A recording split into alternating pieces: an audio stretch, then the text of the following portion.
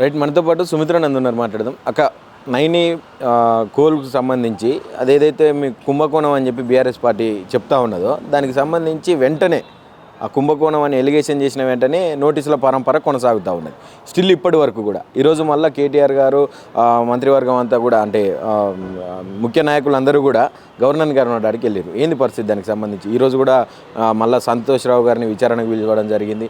సాగుతూనే ఉంటుంది ఇదంతా. ఇది డైలీ సీరియల్ కొనసాగుతూనే ఉన్నది. అందరూ ఇదే పదం వాడుతూ ఉన్నారు. అటు బీజేపీ అదే పదం వాడుతుంది. కేంద్ర గనుల శాఖ మంత్రి ఇక్కడుండి ఈ రాష్ట్రం వాడై ఉండి కూడా బండి సంజయ్ గారు కూడా ఇదే మాట డైలీ సీరియల్ లాగా కొనసాగిస్తూ ఉన్నారు అని చెప్పి చెప్తారు. ఎందుకు కొనసాగిస్తారు? సిట్టు విషయంలో చెప్పినట్టుగా అట్లనే నైని బొగ్గు గనుల విషయంలో చెప్పండి. గనుల శాఖ మీ చేతిలో పెట్టుకొని ఏంది పరిస్థితి? ప్రశ్నించగానే రాష్ట్రము ఆస్తులు బీఆర్ఎస్ హయాంలో సింగరేణి లాభాల బాటలో ఎట్లా ఉంటుంది, ఎంత నిలువతో ఉంటుంది, మరి వాళ్ళ ఎందుకు నష్టాల్లోకి కూరుకుపోతుంది? రోజువారీ అప్పులు తెస్తే కానీ సంస్థ నడవని పరిస్థితి ఎందుకు దాపరిస్తుంది? ఏం జరుగుతుంది అక్కడ? విచారణ చేపట్టరా? కేంద్రం వాటా లేదా? 41% కేంద్రం వాటా ఉన్న మౌనం ఎందుకు? మంత్రి ఇక్కడ ఉండి కూడా మౌనం ఎందుకు? మరి మేం ప్రశ్నించినాం, అవును అందులో జరిగిందని చెప్పేసి భట్ గారే స్వయంగా టెండర్ రద్దు చేసిండ్రు. తన మీద మచ్చ మరక వద్దు అని చెప్పేసి టెండర్ రద్దు చేసినప్పుడన్నా కేంద్రం దీని గురించి చర్యలు తీసుకోవాలి, సమగ్ర విచారణ జరపాలి, మరి దానికి సిబిఐకో ఇంకో దానికో ఇవ్వాలి. ఇక్కడంటే ఎగేసుకొని వస్తారు. బీఆర్ఎస్ మీద కంటే విచారణల పరంపర కొనసాగుతూనే ఉంటుంది. ఆడేముండదు, టెలిఫోన్లో స్కామ్ ఏముంటుంది? టెలిఫోన్కి సంబంధించి ట్యాపింగ్ ఎట్లా అవుతుంది? మేము ఎట్లా బాధ్యులం అవుతాం? అధికారులు ఏమన్నా అవినీతి పరులది, సంఘ వ్యతిరేక శక్తులది, మరి రాజకీయ వ్యభిచారులది చెప్పాలంటే. ఇట్లాంటి వాళ్ళది ఏమన్నా చేసిందేమో మాకు సంబంధం లేని వ్యవహారం అది.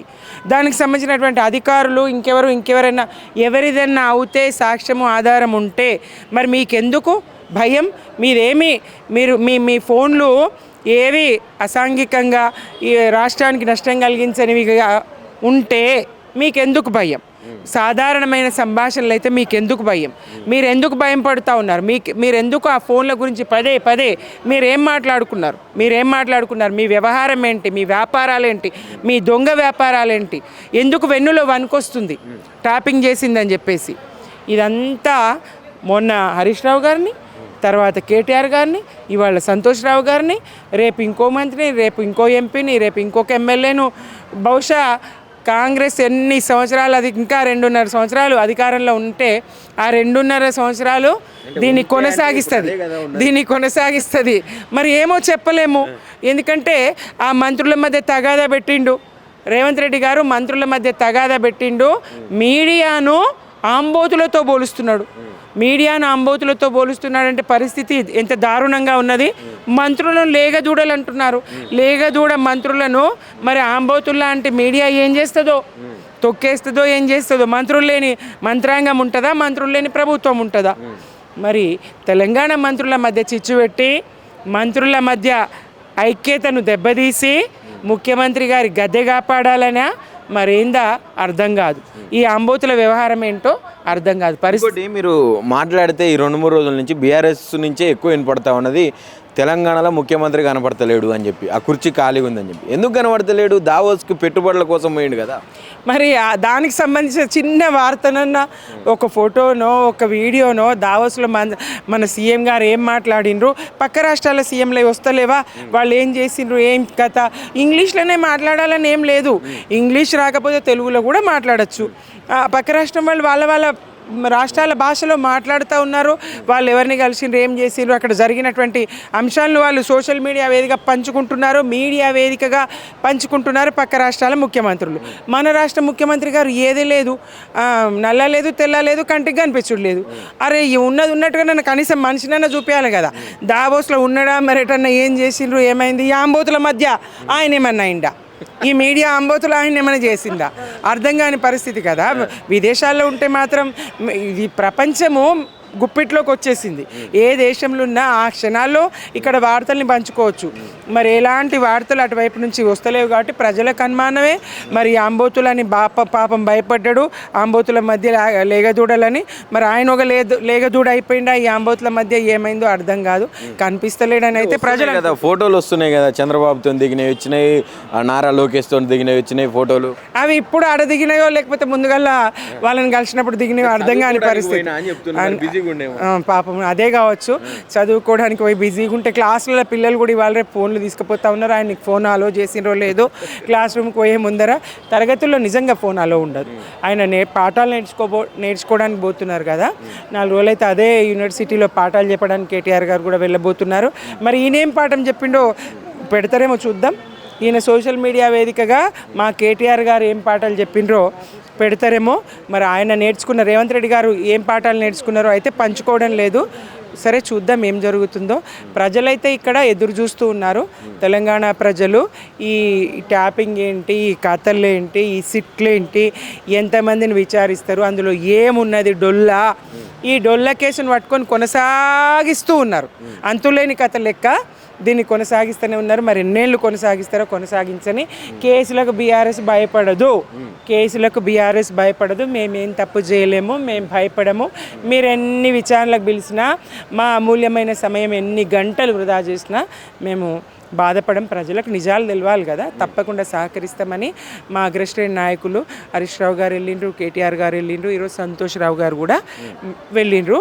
చట్టాల మీద విశ్వాసం ఉన్నది, తప్పకుండా నమ్మకం ఉన్నది, మేము సహకరిస్తాం, విచారణకు హాజరవుతామని చాలా హుందాగా ప్రకటించారు సంతోష్ రావు గారు కూడా. ఇంకా నిన్నటి విషయానికి వస్తే, నిన్న గణతంత్ర దినోత్సవ సందర్భంగా కాంగ్రెస్ చేస్తున్నటువంటి వ్యవహారం మీద రాజ్యాంగాన్ని ఏ రకంగా కూని చేస్తుందని చెప్పి ఒక స్కిట్ ఇచ్చిండ్రు. ఆ స్కిట్టుని ఈరోజు కాంగ్రెస్ నాయకులు తప్పుపడతా ఉన్నారు. అందులో స్పీకర్ పదవిని కూడా మీరు ఏదో నామరూపాలు లేకుండా చూపెట్టారు, అది ఒక కీలుబొమ్మలాగా మీరు చూపెట్టారు. కనీసం మీకు అసలు రాజ్యాంగం పట్ల గౌరవం లేదు, నిజమైన రాజ్యాంగాన్ని కూని చేస్తున్నది నిజంగా బీఆర్ఎస్ పార్టీ అని చెప్పి అద్దంకి దయాకర్ ఏబిఎన్ డిబేట్లో చెప్పినటువంటి మాటలు ఇవన్నీ ఏం చెప్తారు? నాటకం, అదొక స్కిట్టులో విషయాలనే జీర్ణించుకోకపోతే కాంగ్రెస్ వాళ్ళు, మీరు నిజంగా చేస్తున్నటువంటి ఈ వ్యవహారాన్ని, నిజంగా మీరు రాజ్యాంగాన్ని కూనీ చేస్తున్న తీరుని తెలంగాణ ప్రజలు ఎట్లా రిసీవ్ చేసుకుంటారు, ఎట్లా అంగీకరిస్తారు అనుకున్నారు? ఇది నటననే మీరు అంగీకరించలేని స్థాయి ఉంటే ఇది వాస్తవము కాదు, ఇది నటన. ఎట్లా జరుగుతుందో చూపించే ప్రయత్నం. ఒక మాక్ అసెంబ్లీ లాగా విద్యార్థులు స్కూళ్ళు చేసుకున్నట్టుగా మా దగ్గర కూడా ఆ యూనివర్సిటీ పిల్లలు చేసి చూపించిండ్రు, యథాతథంగా చూపించిండ్రు, ఉన్నది ఉన్నట్టుగా చూపించిండ్రు. కాంగ్రెస్లో చేరినాం బాబో అని వాళ్ళు చెప్పంగా కూడా ఎమ్మెల్యేలు, ఆ 10 మంది బీఆర్ఎస్ ఎమ్మెల్యేలు మేము కాంగ్రెస్లో చేరినాము, ఆ నియోజకవర్గాల అభివృద్ధి కోసం చేరినాము, రేవంత్ రెడ్డి గారితోనే ఉన్నామని చెప్పిన ఇది నిజంగా నిన్న ప్రదర్శన జరగకుండా ఉండాలంటే ఆ 10 మంది ఎమ్మెల్యేలు ఇక్కడికి వచ్చేది ఉండే. స్పీకర్ గారు చెప్పిన తర్వాత ఎమ్మెల్యేలు అందులో 7 క్లియర్గా కనిపిస్తూ ఉన్నది బీఆర్ఎస్లో ఉన్నట్టుగా అని చెప్పి అద్దంకి దయాకర్ చెప్తుంది. అదే నేను చెప్తున్నా కదా, మరి ఆ 7 అన్నిటికి వచ్చేది ఉండే కదా. మేము నిన్న గణతంత్ర దినోత్సవ వేడుకలు జరుపుకుంటున్నాము, తెలంగాణ భవన్కి కార్యకర్తలు అందుబాటులో ఉన్న వాళ్ళందరం వచ్చినాం. వీళ్ళు ఎందుకు రాలేదు మరి? ఈరోజు మేము గవర్నర్ దగ్గరికి వెళ్ళిండ్రు మా ప్రజాప్రతినిధులందరూ, వీళ్ళు ఎందుకు కలిసి రాలేరు? మరి మీడియా ముఖంగా మా ప్రజాప్రతినిధులకు పిలిపివ్వడం జరిగింది. గవర్నర్ దగ్గరికి ఎమ్మెల్యేలు, ఎమ్మెల్సీలు, రాజ్యసభ సభ్యులు వెళ్ళి కలవాలి, గవర్నర్ గారి సమయం తీసుకున్నాం వెళ్ళాలని. మరి వీళ్ళు ఎందుకు రారు? ఎక్కడ బీఆర్ఎస్తో ఉన్నారు, ఎక్కడ బీఆర్ఎస్లో వాళ్ళు ఉన్నారు. బీఆర్ఎస్లో ఉంటే బీఆర్ఎస్ తెలంగాణ భవన్ కానీ, బీఆర్ఎస్ సభలకు కానీ, బీఆర్ఎస్ ఎల్పీ సమావేశాలకు కానీ ఎక్కడ వాళ్ళు హాజరైంది లేదు.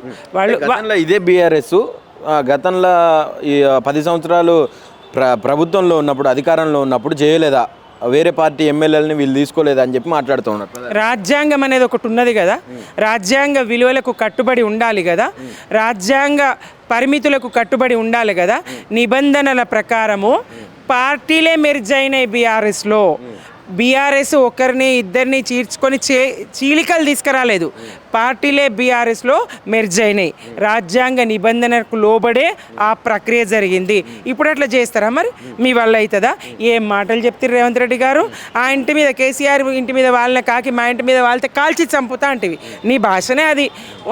ఉద్యమకారుల మీదకే తుపాకీ పట్టుకొని పోయినావు కాల్చి చంపుతాను. ఇక ఇప్పుడు ఆ మాట మాట్లాడవా కానీ అట్లాంటివి. ఎన్నికల కన్నా ముందేం మాట్లాడుతీవి? రాళ్లతో కొట్టి చంపాలే పార్టీలు మారిన వాళ్ళని అంటివి. రాహుల్ గాంధీ గారు మాట్లాడరు, మీరు మాట్లాడుతురి.